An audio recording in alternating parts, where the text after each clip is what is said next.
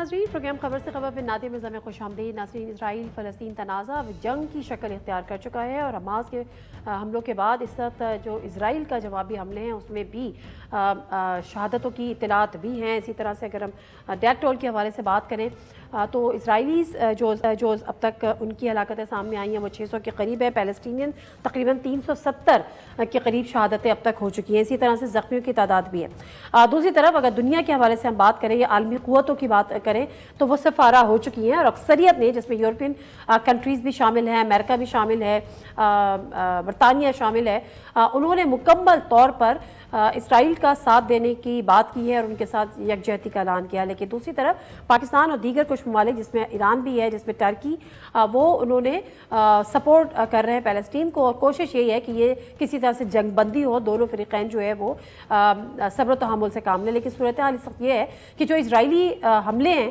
اور انہوں نے الٹیمیٹم دیا ہے غازہ کو کہ وہ 12 گھنٹے کے اندر اندر خالی کر دیں ورنہ وہ اس کو صفحہ ہستی سے مٹا دیں گے۔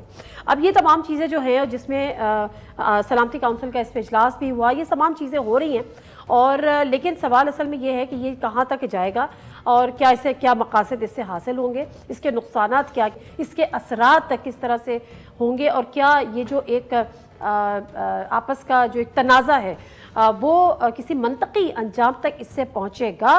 اس پہ ذرا کھل کر گفتگو کریں گے۔ آج جو پینلسٹ ہیں ان سے آپ کا تعارف کرا دیتی ہوں۔ امیر عباس صاحب ہمارے اسٹوڈیوز میں موجود ہے، سینئر صحافی ہیں، تجزیہ کار ہیں۔ علامہ محمد امین شہیدی صاحب ریلیجس اسکالر ہیں، ہمارے ساتھ ویڈیو لنک پر موجود ہے۔ سمیہ راحیل قاضی صاحبہ ریلیجس اسکالر ہیں، ہمارے ساتھ ٹیلی فون لائن پر موجود ہیں۔ تمام مہمانوں کا بہت بہت شکریہ پروگرام میں شامل ہونے کے لیے۔ مولانا علامہ محمد امین شہیدی صاحب، آپ سے ذرا گفتگو کا آغاز کریں گے۔ سر بتائے گا کہ اس سے جو اس تنازع جو کہ جنگ کی شکل میں اس لیے کہہ رہی ہوں کہ خود جو اسرائیل کے وزیر اعظم نیتن یاہو انہوں نے باقاعدہ کہہ دیا اور انہوں نے اعلان جنگ کرتے ہوئے کہا کہ ہم حالت جنگ میں ہیں۔ اب ظاہر سی بات ہے جو ان کے انٹرنیشنل جو ان کے جو عالمی قوتیں ہیں اور جو بڑی عالمی قوتیں ہیں وہ ان کے ساتھ کھڑی ہوئی ہیں۔ کس طرح سے آپ یہ دیکھ رہے ہیں، کیا آگے جا کے ہوگا، کوئی منطقی انجام تک پہنچنے کی امید ہے؟ بسم اللہ الرحمن الرحیم۔ دیکھیے، پہلی بات تو یہ ہے کہ فلسطینی گزشتہ 7 دہائیوں سے حالت جنگ میں ہیں اور اسرائیلیوں کے ساتھ یہ تنازع ظاہر ہے آج کا نہیں ہے، 70 سالوں سے زیادہ کے عرصے کا ہے۔ فرق صرف اتنا آیا ہے کہ گزشتہ 70 سالوں میں اسرائیلی جب چاہتے تھے حملہ کرتے تھے، فلسطینیوں کو مارتے تھے اور تہس نہس کر دیتے تھے، ان کی بلڈنگ گرا دیتے تھے، ان کے بچوں پر حملے کرتے تھے، خواتین پر حملہ کرتے تھے اور عالمی میڈیا صرف تماشائی بنتا تھا۔ پہلی دفعہ یہ ہوا ہے کہ فلسطینیوں نے اتنے لمبے عرصے کے بعد اپنی قوت کا مظاہرہ کیا ہے اور ایک ایسی تاریخ رقم کر دی ہے کہ اسرائیلیوں کو اب جو ہے یہ تاریخ کبھی بھی نہیں بھولے گی۔ مشکل اس وقت یہ تھی پوری دنیا کے اندر کہ فلسطین کے ایشو پر اسلامی ممالک کو امریکیوں نے اور اسرائیلیوں نے رام کر لیا تھا اور اسرائیل کو تسلیم کرنے کے حوالے سے ایک امن پروسیس کے نام پر فلسطینیوں کے خون کے سودے کا سلسلہ جاری تھا۔ کچھ ممالک تسلیم کر چکے تھے، کچھ اور ممالک تسلیم کر رہے تھے، اگرچہ در پردہ وہ پہلے ہی تسلیم کر چکے تھے اور روابط ان کے قائم ہو چکے تھے اور اس میں گزشتہ دنوں آپ کو یاد ہے کہ پاکستان کا بھی نام آ رہا تھا۔ لیکن ایسی صورتحال میں گویا فلسطین کا پورا قصہ جو ہے تمام ہونا تھا اگر وہی صورتحال جاری رہتی۔ مشکل ہماری یہ ہے کہ عالمی جو میڈیا ہے وہ کچھ ہاتھوں میں ہے اور وہ جس طرح سے چاہتے ہیں لوگوں کو اسی طرح سے پیش کرتے ہیں۔ انہوں نے فلسطینیوں کی مظلومیت کو کبھی بھی نہیں دکھایا، جبکہ اس کے مقابلے میں اسرائیل کو ایک بہت بڑی عالمی طاقت کے طور پر دکھایا۔ اسرائیلیوں کو ہمیشہ ایک ٹیکنالوجی کے حوالے سے، علم کے حوالے سے، سائنس کے حوالے سے ترقی یافتہ ملک کے طور پر دکھایا۔ اسرائیل کو فوجی حوالے سے ایک انتہائی ناقابل تسخیر ملک کے طور پر دکھایا۔ عربوں کو بھی اور حتیٰ ہمارے اپنے حکمرانوں کو بھی وہ یہ جھانسا دیتے رہے کہ اگر آپ اسرائیل کے ساتھ اپنے تعلقات بہتر کر لیں گے تو ان کے فوجی اور ان کے ٹیکنالوجی اور زراعت کی جتنی بھی ترقی ہے اس سے آپ بھی بہرمند ہوں گے اور آپ بھی مستفید ہوں گے۔ اس لیے کہ اسرائیل کو اب جو ہے تسلیم کرنا ایک زمینی حقیقت ہے۔ گویا یہ ایک اس طرح کا تصور تھا جس کو انہوں نے پوری دنیا کے اندر پھیلا دیا تھا۔ تو گویا اسرائیل کو انہوں نے ایک ناقابل تسخیر قوت کے طور پر ہمیشہ میڈیا میں پروموٹ کیا اور لوگوں کے ذہنوں کو بنایا. لیکن کل اور آج کے واقعات نے یہ ثابت کیا کہ اسرائیل مکڑی کے جالے سے زیادہ کمزور ملک ہے. کچھ جوان جو چند ہزار بھی شاید نہیں ہیں، انہوں نے اس اسلحے کے ذریعے سے جس کی مار بہت زیادہ بھی نہیں ہے اور اس انداز میں اسرائیل کے اندر گھس کر اپنی بہادری کا، شجاعت کا اور اپنے ایمان کا مظاہرہ کیا کہ اب تک کی جو رپورٹس ہیں وہ آپ کے سامنے ہیں. تو اس میں سب سے پہلا اور بڑا جو نقصان اسرائیلیوں کو اور مغربی دنیا کو ہوا ہے وہ یہ کہ انہوں نے جو غبارہ بنایا تھا اسرائیل کے طاقت کے حوالے سے، اس کے تصور کے حوالے سے، اس غبارے کو انہوں نے پھاڑ دیا. دوسری بات یہ ہے کہ اسرائیلیوں پر آج تک کبھی ایسا کوئی حملہ نہیں ہوا تھا. اس خوف کی علامت اسرائیل کو بنا دیا گیا تھا، لیکن آج کے بعد تاریخ بدل گئی ہے. اب جو ہے فلسطینی اسرائیلیوں کے لیے خوف کی علامت بنیں گے. دو اور تیسری بات یہ ہے کہ ہمیشہ وہ فلسطین کے اندر گھس کر نہتے لوگوں کو مارتے تھے.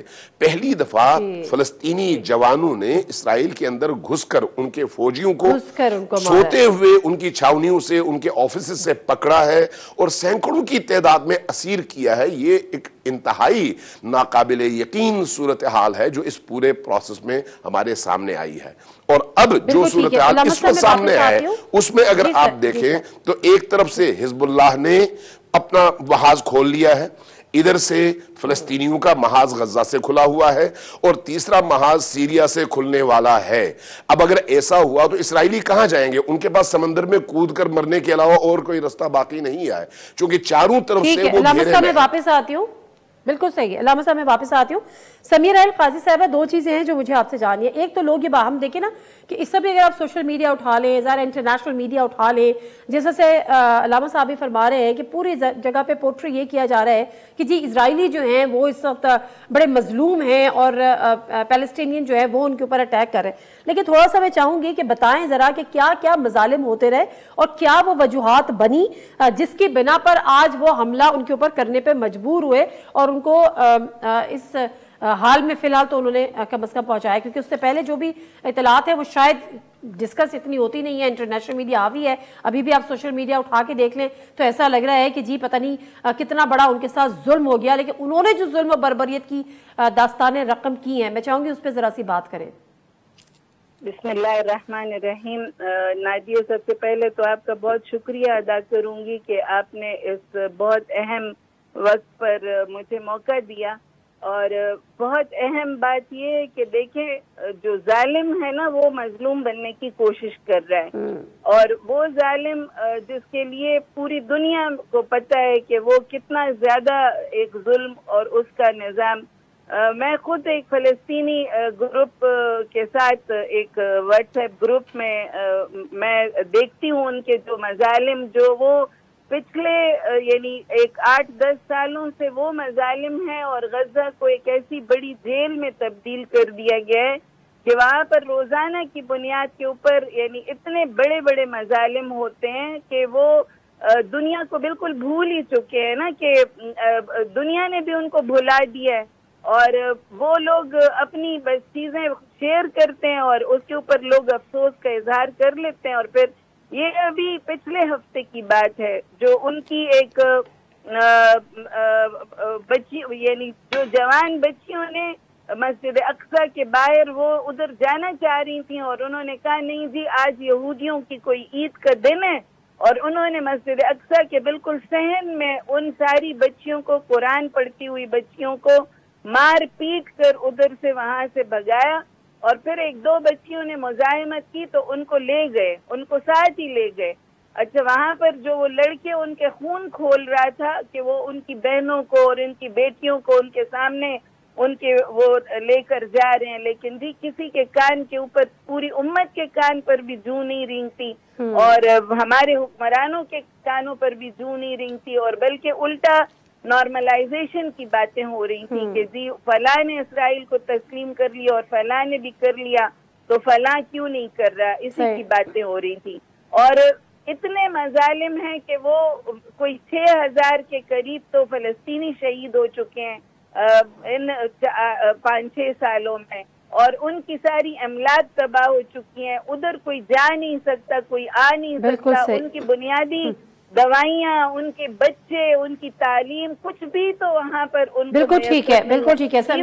جو ان کے گھر ہیں نادیہ, ان کے گھروں کے اوپر قابض ہو رہے ہیں اور ان کو وہاں سے نکال کے اور پھر وہاں سے لا کر. بالکل ٹھیک ہے, بالکل ٹھیک ہے. سمیع صاحبہ میں واپس آتی ہوں.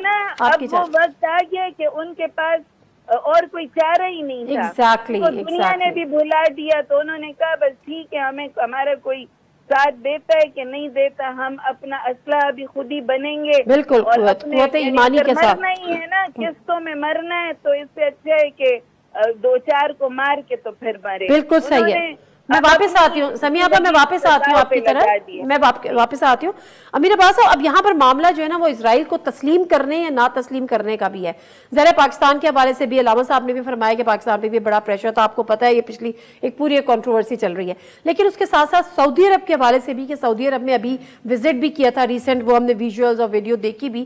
تو یہ کس خطر آگے جا کے کون کون سے ممالک ہیں جو اب اس کو تسلیم کرنے کے آپ کی نظر میں قریب تھے, اور کتنا پریشر پاکستان کے اوپر بھی رہا؟ دیکھیں, پاکستان پہ تو یہ پرویز مشرف صاحب کے زمانے سے یہ سلسلہ چلتا آ رہا تھا. ملاقاتوں کی ملاقاتیں, خورشید قصوری صاحب جو فارن منسٹر تھے مشرف صاحب کی, ان کی ملاقات بھی ہوئی تھی ترکی میں. پھر سابق حکومت کے دوران بھی یہ بات سامنے آئی, اگرچہ اس وقت کے وزیر اعظم نے اس کی کھل کے تردید کر دی کہ ایسی کوئی بات نہیں ہے. ہمارے دیکھنے والوں کو یہ پتہ رہنا چاہیے کہ قائد اعظم محمد علی جناح نے امریکی صدر ہیری ایس ٹرومن کو ایک خط لکھا تھا جب 24 یا 25 مئی 1948 کو اسرائیل کا وجود سامنے آیا. تو قائد اعظم نے ہیری ایس ٹرومن کو خط لکھا اور اس میں کہا کہ اسرائیل ایک ناجائز ریاست ہے, انلیجٹمیٹ اسٹیٹ. شرم آنی چاہیے پاکستان کے اس انٹیلیجنسیا کو جو آج اسرائیل کے حق میں دلائل یا اسرائیل کو کے وجود کو تسلیم کرنے کے لیے پاکستان میں ماحول بنا رہا ہے. پھر قائد نے کہا کہ اسرائیل کا قیام یہ انسانیت کا ایک بہت بڑا گناہ ہے. یہ ویژن ہے فاؤنڈر آف پاکستان کا. آج اس کی وارث قوم وہ اسرائیل کو جفیاں ڈالیں اور یہ فلسطینیوں کے خون کا سودا کر دیں. کہیں نہ کہیں یہ مائنڈ سیٹ ہے ابھی بھی بالکل موجود ہے. اس پہ کام ہو رہا ہے, اس پہ بھرپور کام ہو رہا ہے. دوسرا, آپ نے سعودی عرب کا ذکر کیا. سعودی عرب دیکھیں, آفیشلی تو انہوں نے تسلیم نہیں کیا. یہ جو ابھی اس وقت ولی عہد ہیں بن سلمان, یہ اور یو اے ای میں MBZ اور MBS, محمد بن زید اور محمد بن سلمان, یہ 2 ایسے لوگ ہیں کہ جو اس طرف جا رہے ہیں. شاہ فیصل ابن سعود, ان کی ایک بہت تاریخی ایک ویڈیو ہے. شاہ فیصل نے کہا, اور ان کے ساتھ بھی پھر جو ہوا عالمی طاقتوں نے جو کیا وہ بھی ایک تاریخ ہے. شاہ فیصل نے کہا کہ اگر ہم یونائٹڈ نیشنز کے فیصلوں کو اسرائیل کے اور فلسطین کے حوالے سے تسلیم کر لیں تو اس کا مطلب ہے کہ پھر ہم فلسطین کے 2 ٹکڑوں کو تسلیم کرنے جا رہے ہیں. اور یاد رکھیں, اگر پوری عرب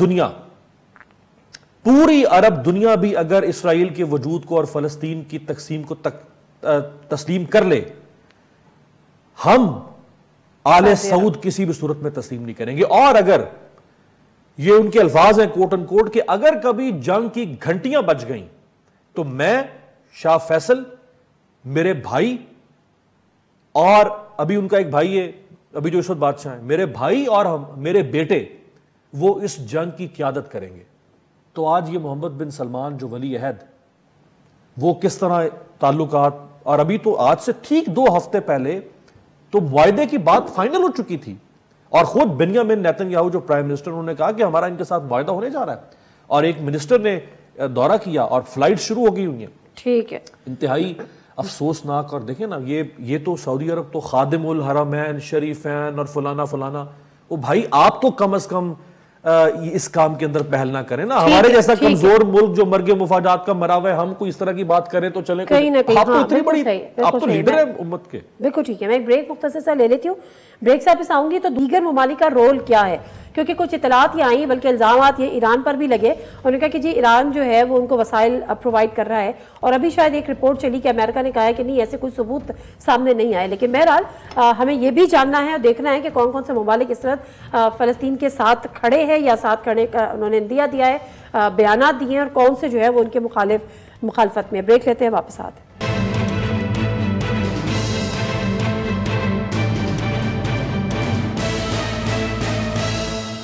जी नज़ीर, प्रोग्राम में एक दफ़ा फिर आपको खुशामदीद कहते हैं। इसराइल का जो मसला है, जिस तरह से वहाँ से हमले हो रहे हैं और गाज़ा को उन्होंने अल्टीमेटम भी दिया है 12 घंटे में खाली करने का। इसराइली हुकूमत नस्ल कशी पे काम कर रही है। ये खुद अपने इसराइली रुकने पार्लियामेंट उफर कासिफ का कहना है, उन्होंने कहा कि हमने आगाह किया था कि जिस तरह से जो नस्ल कशी हो रही है, जो जुल्म और बर्बरियत हो रही है, उसका नतीजा ये निकलेगा, लेकिन हमारी एक नहीं सुनी गई। इस पर ज़रा मज़ीद बात करते हैं, लेकिन उससे पहले एक रिपोर्ट तैयार की गई है। तनाज़ा है क्या, शुरू किस तरह से हुआ, कोई रिपोर्ट देखते हैं, फिर अल्लामा अमीन शहीदी साहब की तरफ जाऊँगी। इसराइली रियासत का वजूद अगरचे 75 साल कबल अमल में आया, लेकिन फलस्तीन की सरजमीन पर यहूदियों की आबादकारी की तैयारी और साजिश 2 सदियों पुरानी है। बात है 1799 की, जब यूरोप के यहूदियों के लिए अलग रियासत की साजिश रचाई गई, जिसकी बुनियाद फ्रांसीसी डिक्टेटर नेपोलियन बोनापार्ट ने रखी। 1882 में सरजमीन फलस्तीन पर पहली यहूदी बस्ती कायम की गई, जहाँ दुनिया के कोने कोने से यहूदियों को लाकर आबाद किया गया। जंग अजीम अव्वल के खात्मे के कुछ ही अरसे बाद 1915 में बरतानवी काबीना के यहूदी अरकान ने अलग सेहूनी रियासत के क्याम की तजवीज दी। एक तिहाई बाद अक़वाम मुत्तहिदा ने अपने क्याम के 2 साल बाद 1947 में करारदाद मंजूर की, जिसमें फलस्तीनी सरजमीन को 2 हिस्सों में तकसीम कर दिया गया और यूं फलस्तीन को यहूदियों और अरब कौम में तकसीम करके बैतुल मक़दस को एक अलग और खुद मुख्तार हैसियत दे दी गई। और फिर 14 मई 1948 को अक़वाम मुत्तहिदा, अमरीका, बरतानिया और सोवियत यूनियन की हमायत से आजाद इसराइली रियासत का क्याम अमल में लाया गया। सेहूनी रियासत के क्याम के ऐलान के बाद बानी पाकिस्तान मोहम्मद अली जना उम्मत की आवाज बने और 2 टोक मौक़िफ़ अपनाया और पॉलिसी बयान में फरमाया कि इसराइल एक गासिब रियासत है, पाकिस्तान इसे कभी भी तस्लीम नहीं करेगा। अक़वाम मुत्तहिदा आज भी इस इलाके को मकबूजा तस्लीम करता है, जबकि इसराइल पूरे बैतुल मक़दस को अपना दारुल खिलाफा मानता है, जबकि फलस्तीनी मशरिकी बैतुल मक़दस को मुस्तक़बिल की फलस्तीनी रियासत का दारुल हुकूमत मानते हैं। गुज़िश्ता 13 बरसों के दौरान गजा की पट्टी पर 4 बड़ी जंगें लड़ी जा चुकी है। अक़वाम मुत्तहिदा के अदाद शुमार के मुताबिक 2008 से 2020 के इख्तिताम तक इसराइली हमलों में 5590 फलस्तीनी शहीद हुए। सरजमीन फलस्तीन पर आज तारीख की एक और बड़ी जंग छिड़ चुकी है। हजारों शहादतें अब तक रिपोर्ट की जा चुकी हैं। जी नज़ीर, रिपोर्ट देखिए अल्लामा अमीन शहीदी साहब, अब ज़रा थोड़ा सा बताएगा कि जो हमारे यहाँ एक अपनी अपनी पोजीशंस हम कहते हैं कि ले ली है, जिस तरह से इसराइल ने, यूरोप ने, प्लस बरतानिया ने ऐलान किया उनका साथ देने का। अब ये मुश्किलात में किस हद तक इजाफा हो सकता है? ज़रा वसाइल की तो कमी है नहीं, और जो दूसरी तरफ उनके सपोर्टिव हैं, उनका क्या, कितने रिसोर्सेज वो प्रोवाइड कर सकते हैं? देखिए, पहली बात तो ये है कि अमेरिका हो, बरतानिया हो या यूरोपीय यूनियन हो, मगरबी ममालिक ने पहले दिन से इसराइल के क़याम में न सिर्फ हिस्सा लिया बल्कि उनकी फंडिंग की, उनको हर तरह से सपोर्ट किया। हत्ता अक़वाम आलम के सामने सर झुकाने पर मजबूर करने के लिए जो पूरी ताकत इस्तेमाल हुई वो अमेरिका की हुई, मगरबी दुनिया की हुई। आज भी अमरीकी और मगरबी दुनिया के तमाम ममालिक और बशमूल बरतानिया, इनकी पूरी ताकत इसी काम के लिए खर्च हो रही है। यानी वो दूसरे लफ्ज़ों में जो कुछ कर सकते थे वो कर चुके हैं और कर रहे हैं।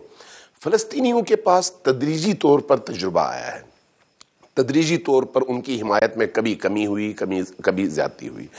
तदरीजी तौर पर एक ज़माना था जब सारा अरब दुनिया जो है, सारी अरब दुनिया उनके साथ थी, और आज सारी अरब दुनिया उनके मुकाबले में इसराइल से पींगे बढ़ाने और ताल्लुकात कायम करने में मसरूफ़ है।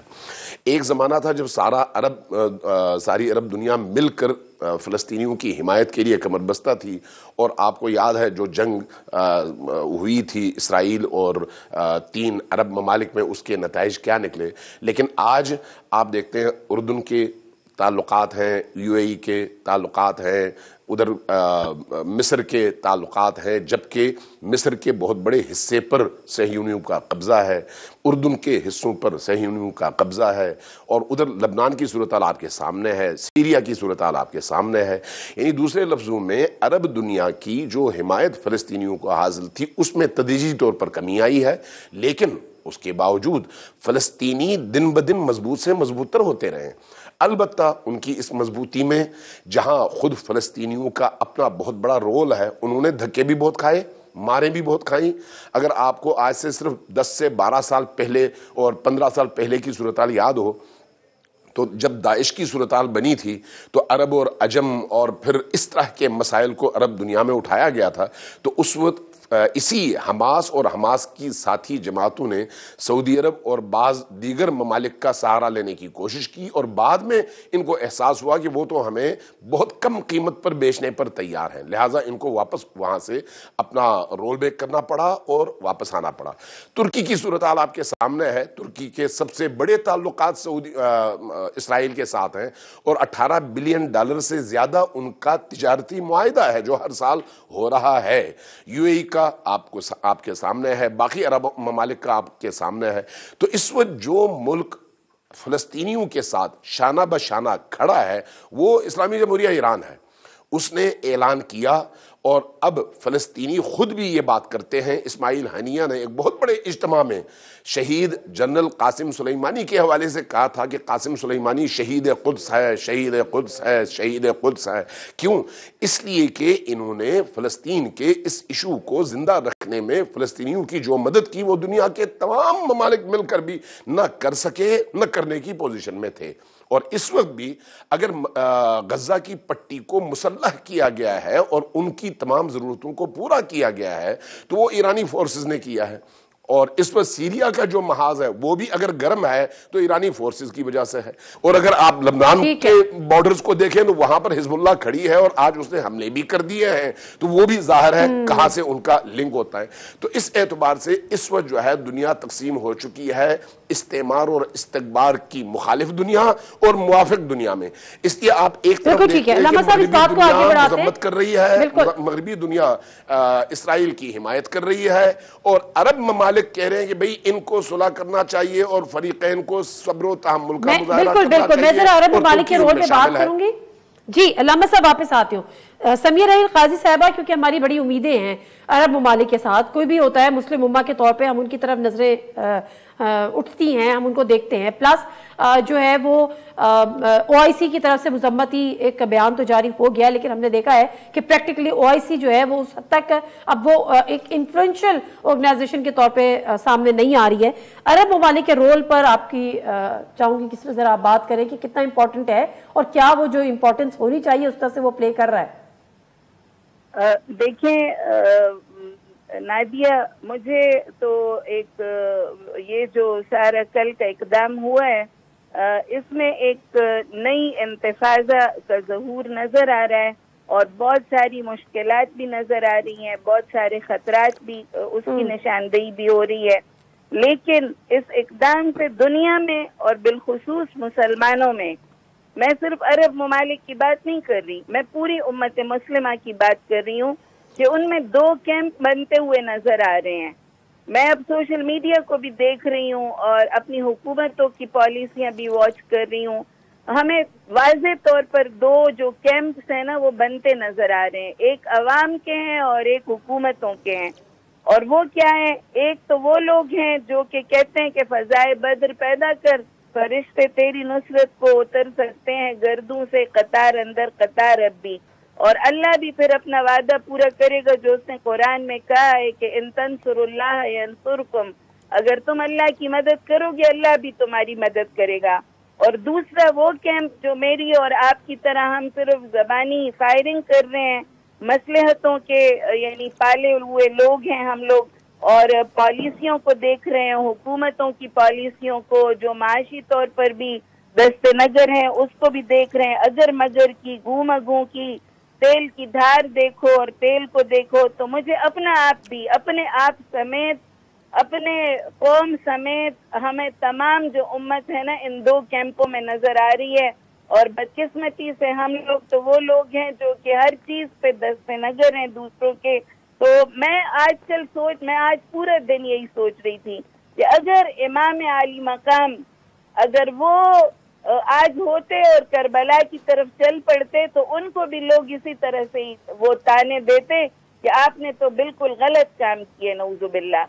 وہ ان کو بھی کربلا کی طرف جاتے ہوئے جو ہماری قوم اور ہمارا جو رویہ ہے، یا آپ نے عرب ممالک کا، میں عرب ممالک کا صرف نہیں کہہ رہی ہوں، میں پوری امت ٹھیک ہے، بالکل صحیح ہے، بالکل درست ہے، بس وقت کی تھوڑی سی کمی ہے کہ یہ کربلا کا جو واقعہ ہے نا، یہ وہ انہوں نے اسی طرح سے ان کے پاس اور چارہ ہی کیا ہے؟ بالکل ٹھیک ہے سمیع صاحبہ، معذرت میں تھوڑی سی وقت کی کمی ہے، میں ذرا امیر عباس آپ کو بھی بات کروں گی۔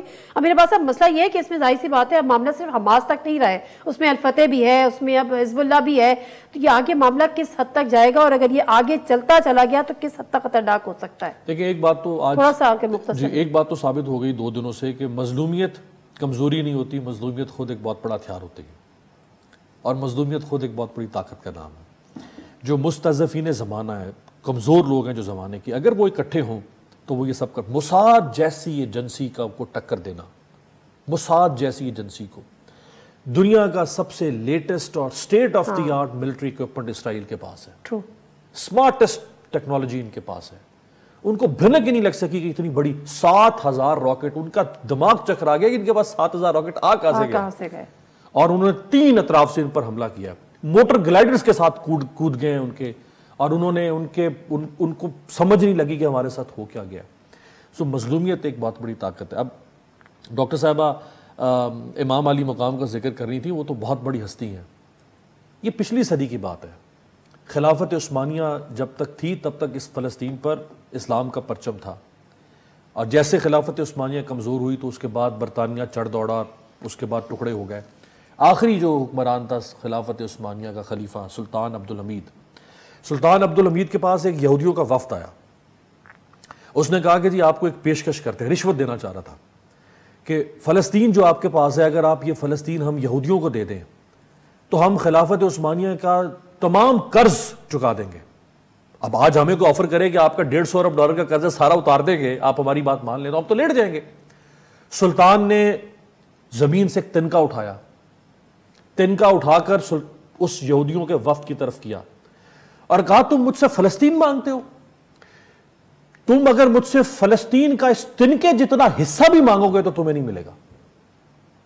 وہ تو بہت بڑی ہستی تھی امام علی، ایسے لوگ بھی گزرے ہیں کہ آج جس طرح یہ 52-53 اسلامی ممالک اور یہ کمپرومائز کر چکے ہیں صرف اپنے کمپرومائز لیڈرشپ کی وجہ سے۔ تو بریک لے لیتی ہوں، بہت شکریہ امین شہیدی صاحب آپ کا بھی، سمیع راحیل قاضی صاحب آپ کا بھی۔ بریک لیتے ہیں، بریک سے آپ ساتھ ہیں۔ تو افغانستان والا جو ایک ایشو ہے اور پھر جو انلیگل جو افغان مہاجرین ہیں ان کے حوالے سے حکومت پاکستان نے ایک پالیسی بنائی ہے اور ڈیڈ لائن دی ہے کہ جی 30 اکتوبر تک وہ پاکستان کو خالی کر دیں، ورنہ اس کے بعد ہم ان کو ڈیپورٹ کریں گے۔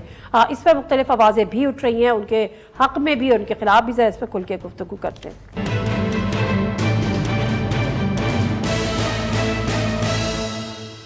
جی ناظرین، پروگرام میں ایک دفعہ پھر آپ کو خوش آمدید کہتے ہیں، اور حکومت پاکستان کا یعنی گورنمنٹ آف پاکستان کا ایک پالیسی سٹیٹمنٹ ہمارے سامنے آیا، ایک ڈیسیجن ہمارے سامنے آیا، اور انہوں نے کیٹیگوریکلی کہا کہ پاکستان پر جتنے بھی غیر قانونی لوگ جو ہیں وہ پاکستان پہ غیر قانونی حیثیت سے رہ رہے ہیں ان کو اب پاکستان چھوڑنا ہوگا، اور ساتھ ہی ایک ڈیڈ لائن بھی دیتی۔ اب جب غیر قانونی شہریوں کی بات کی جاتی ہے تو ان میں سر فہرست ڈیفینیٹلی وہ غیر قانونی افغان شہری ہی آتے ہیں یا افغانی ہی آتے ہیں، اور اس کو لے کر کچھ سیاسی پارٹیز نے بھی اپنی ایک پوزیشن لی اور ان کو ڈیفینڈ کرنے کی کوشش کی، لیکن حقیقت یہی ہے کہ ایک تو جو افغانیوں کا انخلا ہوا تھا وہ 1979 اور 1980 میں اس کی نوعیت بالکل مختلف تھی، وہ ایک سوویت یونین کی جنگ تھی، یہ سب تھا، تو اس میں ہم نے پاکستان میں ان کو رجسٹرڈ کیا تھا اور وہ پاکستان میں آ کے بسے تھے، لیکن یہ سلسلہ کہیں جا کے رکا نہیں، یہ سلسلہ کہیں جا کے تھما نہیں، اور وہ سلسلہ آج بھی جاری ہے، خاص طور پہ فال آف کابل کے وقت بھی ہم نے دیکھا۔ اب جب یہ اعلان کیا گیا تو ڈیفینیٹلی ایک ہلچل تو مچی ہے۔ کیا کہہ رہے تھے ہمارے جو ہوم منسٹر انٹیریئر منسٹر سرفراز صاحب، چھوٹا سا کلپ ہے وہ دیکھتے ہیں پہلے۔ ہمارے جو انلیگل امیگرنٹس ہیں، ان سٹیزنز ہیں جو پاکستان میں انلیگل مینز کے ساتھ رہ رہے ہیں، ان کو ہم نے 1 نومبر کی ڈیڈ لائن دی ہے۔ 1 نومبر تک وہ رضاکارانہ طور پہ واپس اپنے ممالک میں چلے جائیں، اور اگر 1 نومبر تک نہیں جاتے، ہماری جتنی بھی لا انفورسمنٹ ہے، اسٹیٹ کی جتنی بھی لا انفورسمنٹ ہے، وہ پروونشل گورنمنٹس ہوں، وہ فیڈرل گورنمنٹ کے ادارے ہوں، وہ جو بھی ہماری انفورسمنٹ ہوگی، ہم اس انفورسمنٹ کے تحت ہم ان کو ڈیپورٹ کریں گے۔ اس پہ جو سیاسی جماعتیں ہیں ان کا بھی اس پہ رد عمل آیا ہے، خاص طور پہ JUIF کے مولانا فضل الرحمان صاحب، انہوں نے بھی اس پر بات کی ہے، ان کا بھی شارٹ کلپ دیکھتے ہیں۔ بظاہر تو کہا جا رہا ہے کہ غیر قانونی طور پر جو ملک میں رہتے ہیں وہ باہر چلے جائیں، لیکن غیر قانونی طور پر پاکستان میں رہنے والے وہ صرف پشتون تو نہیں ہیں، لیکن ہاتھ ڈالا گیا صرف پشتون پر، اور پھر جائز اور ناجائز کا کوئی فرق نہیں، مسئلہ کیا پیدا ہو گیا ایک دم سے۔ اسی لیے ہم نے کہا تھا کہ افغانستان اور پاکستان کے درمیان دو طرفہ ایک کمیشن قائم کیا جائے جو باہمی مسائل کو مفاہمت کے ساتھ طے کرے، اور پھر ہماری بیوروکریسی، پولیس افسران گدھ کی طرح ان پہ جھپٹ رہے ہیں، کیا حاصل کر دیا ان لوگوں نے؟ یہ انسانی حقوق ہے۔ میں دنیا کی انسانی حقوق کی تنظیموں کو دعوت دیتا ہوں کہ آئے پاکستان میں، اور آج اس وقت پاکستان میں افغان مہاجرین کے حوالے سے انسانی حقوق کا مطالعہ کریں کہ ہو کیا رہا ہے پاکستان میں۔ افسوس کی بات یہ ہے کہ ہمارے ہی اپنے سیاسی لیڈرز نے اس کو ایک ایتھنیسٹی کا رنگ دینے کی کوشش کی، اور یہ جانے بغیر اور یہ سمجھے بغیر کہ پاکستان کی معیشت پہ جتنے بھی غیر قانونی شہری ہیں یا غیر قانونی طور پر جو بھی پاکستان پہ رہ رہے ہیں، وہ ڈیفینیٹلی پاکستان کی معیشت پر ایک بوجھ ہے۔ اور دوسری بات یہ کہ ہم یہ دیکھتے ہیں کہ جو غیر قانونی طریقے سے پاکستان میں رہ رہا ہے وہ تو ویسے ہی غیر قانونی کام کر رہا ہے، لیکن اس کے علاوہ وہ جو کرمنل ایکٹیویٹیز میں انوالو ہیں وہ بھی ایک بہت بڑا مسئلہ ہے۔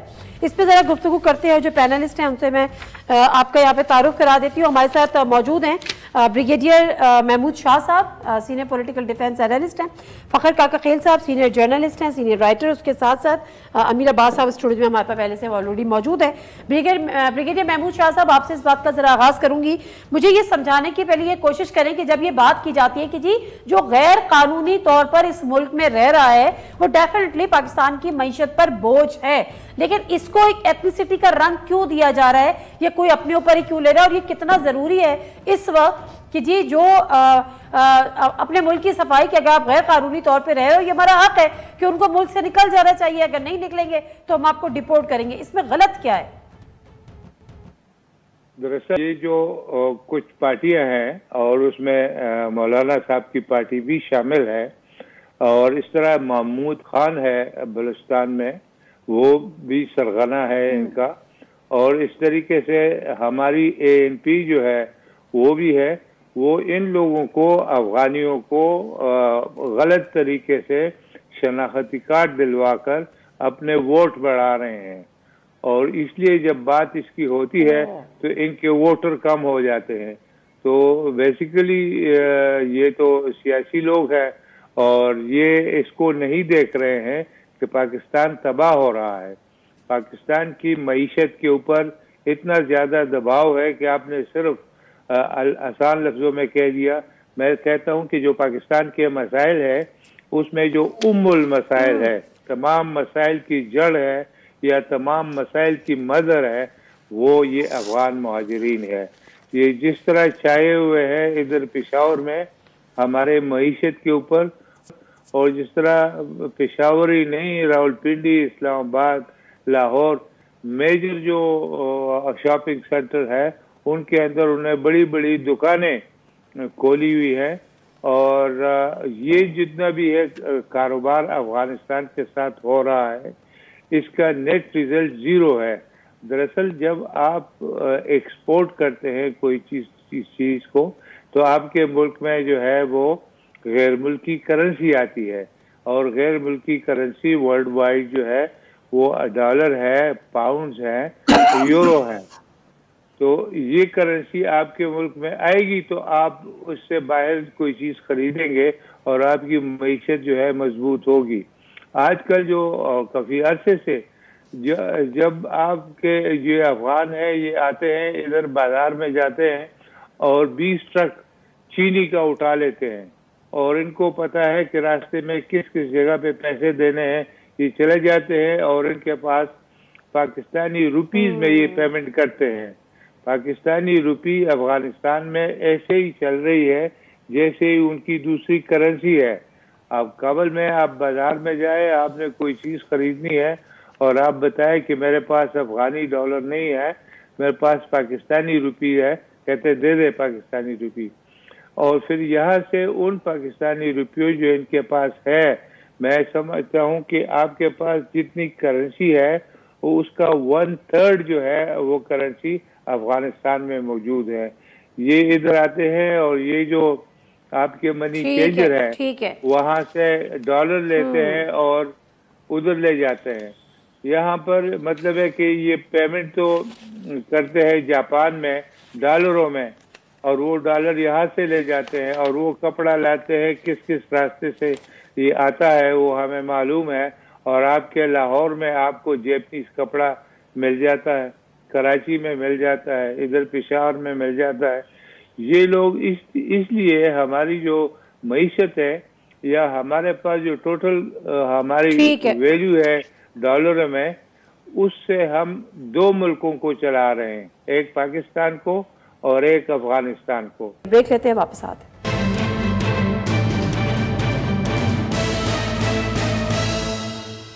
17 لاکھ سے زائد ایسے افغان شہری بستے ہیں جن کے پاس کسی قسم کی کوئی قانونی دستاویز موجود نہیں ہے. مجموعی طور پہ پاکستان میں 44 لاکھ کے قریب افغان موجود ہیں. اس سال 24 خودکش دھماکوں میں 14 افغان شہری ملوث پائے گئے. پھر جو اسمگلنگ اور معیشت کے جو حالات ہے، چاہے جو سیاسی پارٹیز کا، ایک اور بریگیڈیئر صاحب نے بڑی انٹرسٹنگ بات بتائی ہے کہ کس طرح سے ان کو ایز اے ووٹ بینک استعمال کیا جاتا ہے. فخر کاکا خیل صاحب، کس طرح سے آپ دیکھتے ہیں حکومت پاکستان کے اس فیصلے کو، اور اس میں آپ کو کیا غلط نظر آتا ہے یا غلط نظر کچھ آتا ہے کہ جی ہمارا ملک ہے، ہم نہیں چاہتے کہ اس میں غیر قانونی طور پر کوئی بھی رہے، تو اگر کوئی بھی غیر قانونی ہے، انلیگل امیگرنٹ ہے، تو وہ ملک چھوڑ دے، اور خاص طور پہ اگر وہ اتنا بوجھ بن گیا ہے تو؟ دیکھیں، اصولی طور پر تو بالکل درست فیصلہ ہے، اور میرے خیال میں یہ فیصلہ بہت پہلے کیا جانا چاہیے تھا، 80s کے زمانے سے، جب ان کو اسٹریٹجک ایسٹ کے طور پر ڈیل کیا جا رہا تھا. ہم تو اور خیبر پختونخوا میں بریگیڈیئر صاحب واقف ہیں کہ یہ جتنی بھی یہ ٹیررزم اسے قبل بھی تھی، لیکن اس حد تک اس کا سکیل نہیں تھا. لیکن 80s میں پھر جب کلاشنکوف فلوٹ ان کر گیا افغانستان سے پاکستان کے اندر، ڈرگز کا کام شروع ہو گیا. دیکھیں نادیہ، ایک ہوتی ہے پرسیپشنز، اور ریفیوجیز کے حوالے سے پرسیپشن صرف ہمارے ہاں نہیں، بلکہ اب اگر آپ ہمارے پڑوسی ہندوستان کی مثال لے لیں، وہاں پر بھی لاکھوں کی تعداد میں جو بنگلہ دیشی ریفیوجیز ہیں، ان کے حوالے سے بھی جو وہاں کی مقامی آبادی اور گورنمنٹس ہیں وہ اس ایشو سے نمٹ رہے ہیں. پھر خود بنگلہ دیش میانمار سے جو آنے والے پناہ گزین ہیں، اس ایشو سے وہ نمٹ رہا ہے، اور اس کے حوالے سے پرسیپشن کریٹ ہو چکی ہیں. لیکن یہاں پر نادیہ ایک اہم مسئلہ یہ بھی ہے کہ یہ 30 لاکھ کے قریب جو کہ زمانے میں تھے، ظاہری بات ہے ان کی دوسری تیسری بلکہ چوتھی نسل اب آنے لگی ہے، تو ظاہری بات ہے ان کی آبادی کئی ملینز تک بڑھ چکی ہوگی. لیکن یہ جو مخصوص اس وقت کی ہم بات کریں، یہ 15 اگست 2021 کے بعد جو آنے والے لوگ ہیں، یہ کس طرح ہے؟ اس کے لیے نادیہ میں سمجھتا ہوں کہ گلوبل کمیونٹی زیادہ ذمہ دار ہے، کیونکہ جب یہ لوگ راتوں رات طالبان آئے، اس میں اگر آپ اسلام آباد میں دیکھیں یا باقی شہروں میں دیکھیں، بہت سارے افغان باشندے ایسے ہیں جو فارمر افغان نیشنل آرمی کا حصہ تھے، ایون خواتین ہیں بڑی تعداد میں جو افغان پولیس کا حصہ تھی، اور ان کی زندگی اس وقت افغانستان میں مشکل میں ہے، یہ ایک حقیقت ہے. لیکن یہ یہاں کیسے آئے؟ اس کے لیے گلوبل کمیونٹی کا یہ ماننا تھا، 3-4 جو ایسے ممالک ہیں بشمول کینیڈا، امریکہ، جرمنی، ان کا یہ کہنا تھا کہ چونکہ ایران میں وہ ڈپلومیٹک پریزنس ان کی نہیں ہے، اس طرح تاجکستان، ترکمانستان، ازبکستان، یہاں پر ان کے پاس وہ سٹاف، وہ سہولیات نہیں ہیں، اس لیے انہوں نے کہا کہ آپ پاکستان ویزے اپلائی کریں اور یہاں آ جائیں. اب وہاں پرابلم یہ آ گئی ہے کہ یوکرائن وار کے بعد اب وہ بالکل کسی موڈ میں بھی نہیں ہے کہ وہ ان افغان باشندوں کو پناہ دے سکیں.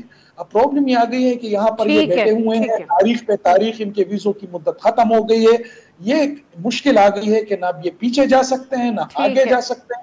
میرے خیال میں زیادہ تر ذمہ داری اس انٹرنیشنل کمیونٹی کی ہے جن کی وجہ سے یہ آج در کی خاک چان رہے ہیں. جی بالکل ٹھیک ہے، میں واپس آؤں گی آپ کے ساتھ، لیکن ذرا امیر عباس صاحب، اب معاملہ یہ ہے کہ جس طرح سے انٹرنیشنل کمیونٹی بھی تھوڑا سا حرکت میں آئی ہے ان کی طرف سے اسٹیٹمنٹ، اور دوسرا ایک امپریشن یہ بھی آ رہا ہے کیونکہ یہ ایک پریشر بلڈ کرنے کے لیے بھی ہم کوشش کر رہے ہیں کہ افغانستان پہ بھی ہو کہ ان کی سرزمین جس طرح سے استعمال ہوتی ہے وہ لینے کو تیار نہیں ہے. اب یہاں سے اگر ہم تمام ان افغانیوں کو واپس نکالتے ہیں جو غیر قانونی طور پہ، تو ڈیفینیٹلی وہاں پر وہ تیار نہیں ہے. کیا یہ واقعی درست ہے؟ کس حد تک؟ میرا خیال ہے ہمیں کھل کے بات کرنی چاہیے. غیر قانونی کیوں ہیں؟ جو قانونی طور پہ یہاں رہنے ہیں ان کو بھی یہاں رکھنے کی کیا ضرورت ہے؟ ان کا اپنا ملک ہے، 40 سال ہو گئے ہیں، اور اب تو جنگ بھی نہیں ہے. اب تو جنگ بھی نہیں ہے. 79-80 سے لے کر اب تک 40 سال ہو گئے ہیں. 37 لاکھ کے قریب، ابھی فخر صاحب کہتے ہیں 30 کی، شاید اب نئی جو فگر آ رہی ہے وہ تو اس کی بات ہے، اب تو 44 لاکھ 44 لاکھ. ہاں، تو اب یعنی جو 3 ملین کراس کر گئی ہے فگر، تو ہمارے پاس سینیٹیشن کے مسائل ہیں اپنے لوگوں کے لیے، ہیلتھ کیئر ہم دے نہیں سکتے اپنے لوگوں کو، روزگار ہم اپنے لوگوں کو دے نہیں سکتے، تو ہم یہ 40 لاکھ لوگ، یورپ میں کئی ایسے ملک ہیں جن کی آبادی 5 لاکھ 7 لاکھ ہے، جی آپ نے 40 لاکھ لوگ باہر سے لا کے یہاں پہ بٹھائے ہوئے ہیں. اور یہ جو انٹرنیشنل کمیونٹی کا آپ ذکر کر رہی ہیں، دیکھیں امریکہ، کینیڈا، برطانیہ سے لے کر اسلامی خلیجی ممالک تک ہر سال ہزاروں اللیگل مائیگرنٹس کو یا غیر قانونی تارکین وطن کو اپنے ملک سے نکالتے ہیں. اسی سال کا مارچ 2023 کا جو ڈیٹا ہے جو برٹش گورنمنٹ نے ریلیز کیا، یعنی پچھلے سال مارچ سے لے کر اس سال مارچ تک 20,400 لوگوں کو برطانیہ نے ڈیٹینشن سینٹر میں انٹر کیا ہے جو اللیگل مائیگرنٹس ہیں. بائیڈن ایڈمنسٹریشن نے آگے اس پہ کافی کام کیا، کوئی 11,000 کے قریب لوگ اس سال مئی تک انہوں نے ملک سے ڈپورٹ کیے ہیں، کچھ میکسیکو میں بھیجے ہیں، کچھ اور ملکوں میں بھیجے ہیں. ٹرمپ کی بھی یہی پالیسی تھی، ڈونلڈ ٹرمپ یہ بار بار بولتے رہے. ہمارا اتنا کشادہ دل ہے، اتنا چوڑا سینہ ہے، ہم اپنے لوگوں کو سنبھال نہیں سکتے، باہر سے لوگوں کو لا لا کے یہاں پہ آباد کریں. اور جیسے بریک سے پہلے آپ سے بات ہو رہی تھی کہ یہ صرف افغان جو ہیں ان کو ڈیفینسو نہیں ہونا چاہیے. ہماری پالیسی گورنمنٹ کی وہ صرف افغان سینٹرک پالیسی نہیں ہے، یہاں پہ تو تاجک بھی آئے، یا ازبیک آئے، یا سینٹرل ایشین سے لوگ آئے. انہوں نے دہشت گردی جب پاکستان میں عروج پر تھی تو یہ سارے ٹرائبل ایریا میں شاہ صاحب موجود ہیں، وہ اس بات کو کر سکتے ہیں کنٹیسٹ کہ ان ملکوں سے لوگ آئے جنہوں نے دہشت گردی کو جوائن کیا، یہاں ہائیڈ آؤٹس تھے. بالکل ٹھیک ہے، بالکل ٹھیک ہے. وقت کی کمی ہے، بات اور کرنی تھی، but anyways thank you very much Fakhar Kaka Khel صاحب، ریگیر صاحب، آپ کا بھی، امیر ابا کا بھی، نادر مرزا کو اجازت دیجیے. اللہ حافظ.